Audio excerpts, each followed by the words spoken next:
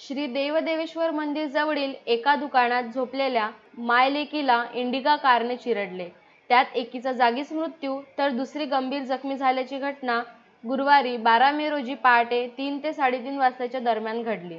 हदगाव तालुक्यातील करोडी या गावाच्या रहिवासी असलेल्या लक्ष्मी शिवराव खंदारे वय 70 वर्षे व तिची विधवा मुलगी शीला आनंद इनकर वय 48 वर्षे या दोघी 6 दिवसापूर्वी देवदर्शनानिमित्त माहूर येथे आल्या होत्या. 11 मे रोजी रात्री तिथल्या एका दुकानात झोपल्या होत्या.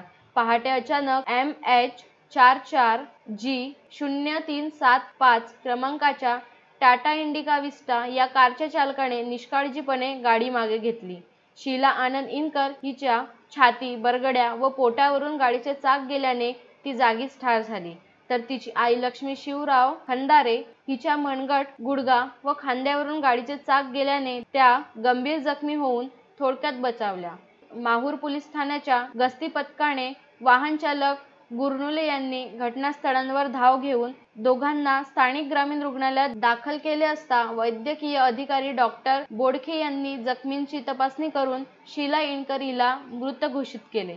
अत्यंत हलाखीच्या परिस्थितीत जीवन काढणाऱ्या मायलेकीला या जगात कोणीच वाली नाही. त्यांच्यावर हा अपघात झाल्याने सर्वत्र हळहळ व्यक्त होत आहे. पोलिसांनी सदर वाहन ताब्यात घेतले असून नामदेव रिठे यांच्या मार्गदर्शनात सपोनी अण्णा पवार हे पुढील तपास करीत आहे. संजय घोगरे, विदर्भ न्यूज, माहूर.